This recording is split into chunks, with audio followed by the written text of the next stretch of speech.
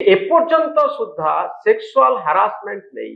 गोटे कॉलेज रे एते पिला अछंती एते अध्यापक अछंती एते अध्यापिका अछंती जने प्रिंसिपल अछंती सोशल एक्टिविस्ट अछंती पुलिस अछि केही जने गोटे प्रमाण नै कि आसी कि जे सतरे गोटे सेक्सुअल हारासमेंट हेची कॉलेज भीतर मनोज बाबू जदि एई कथा को आमे केही करि नाहंती बोली गोटे लोक आउ घटना घटै नाही ताको जदि आमे एंटी रहबा दरकार प्रमाण जे प्रकृत रे आज्ञा बिना प्रमाण रे जेतेबेले गोटे लोक दोषीते प्रथम थर पई भी करे तार पूर्व किछि तार रेकॉर्ड थाई कि जने गोटे मर्डर जने कोल्ड ब्लडेड मर्डर भी करि पारे गोटे प्रमाण तो रहिबो ना प्रमाण की दबो ए सौम्याश्री सेक्सुअल हैरेसमेंट रो एंती शह शह हजार केस अछि प्रमाण नथै पारे आज काली इलेक्ट्रॉनिक कथा होछि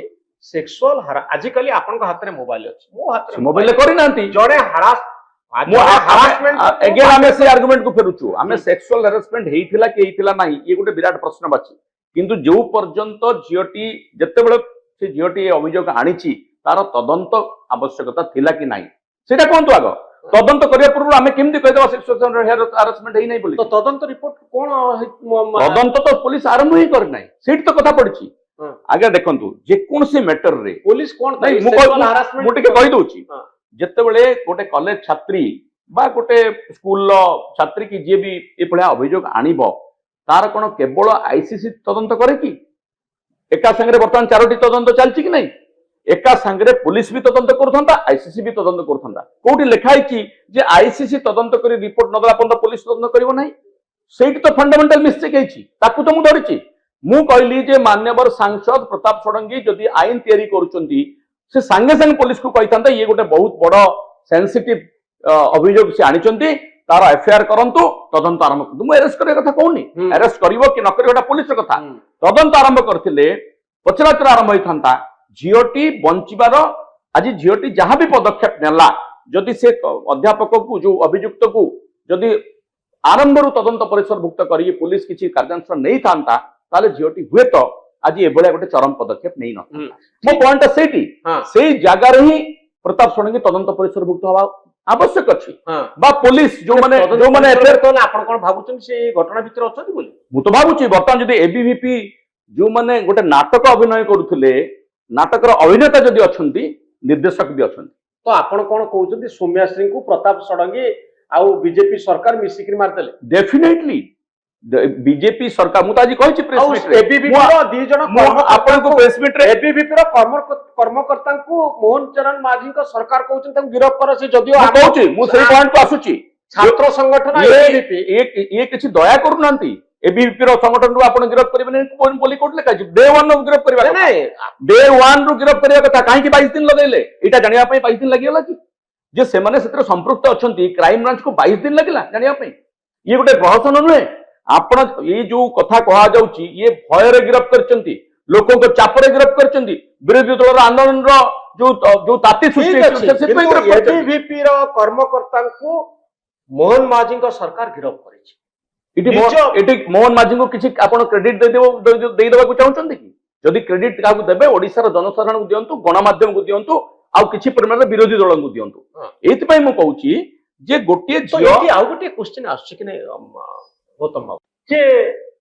से झीटी हुए तो निजे आत्महत्या करबा पाए चाहिबा पूर्व यही पिला माने कोनोसी मते तांको देहरे निया लगैचंती बा से झियो को चाप तयारी करिचंती मानसिक चाप तू देहरे निया लगै दे सेही हिची मु आज प्रेस मीट रे सेही कथा ही कहिची झियो चरम पदक्षेप नवा को गोटे धमक देछि ए कथा गोटे प्लॉट तयारी हिची कन्स्पिरेसी दुईटा पर्याय रे तुम एठी बेसी दोषी से पिला माने ना पिला प्रताप षडंगी आ तांको मु कहूची मु आपन को ताको एक्सप्लेन करूची जत्ते बेले प्रथम कन्स्पिरेसी हेची जे गोटे नाटक तयारी करा जे मु प्रेस मीट रे कथा कहिची आपन को अगर आउथरे कहूची एबीवीपी संगठन को ओडिसा सारा आगामी छात्र निर्वाचन रे जितेबा पाई कि गोटे योजनाबद्ध भाव रे उद्यम कराइछि तांको पाई गोटे इश्यू मिलिछि से इश्यूटी को कैपिटलाइज करबा पाई से माने एबीवीपी रो छात्र नेता माने बसिकरी झियोटी ऊपर चाप सृष्टि करछन्ती तू जदि एमिति कर दबु तू नेत्री हेइ जिवु एवं तांकर असल उद्देश्य होची एबीवीपी को एफएम कॉलेज रे जितेबा एवं आर जो गोटे एबडी गोटे सेंसिटिव घटना जे घटै दबो से गोटे क्रांतिकारी नेत्री हेइ जिवो एवं तार सिंपैथी एबीवीपी को मिलिबो एवं सेही सिंपैथी को नेकी से विभिन्न कॉलेज रो छात्र निर्वाचन जिति पारिबे ये होची तांकर कन्स्पिरेसी नंबर 1 सेति पाई से माने नाटक करू करू ଆଉ ଏ ନାଟକ ପଛରେ ନାଟକ କରୁ କରୁ ନାଟକ କରୁ କରୁ ଯେ ତୋ ଦେହରେ ନିଆଁ ଲଗେଇ ଦିଆଯିବ ଆକ୍ସିଡେଣ୍ଟ ଆମେ ତାକୁ ବଞ୍ଚେଇ ଦବୁ। ତେଣୁ ନାଟକରେ ଝିଅଟି ବଳିର ଛେଳି ବନି ଯାଇଛି। ଯଦି ଝିଅଟି ପ୍ରଥମରୁ ସେ ଝିଅ ଭିତରେ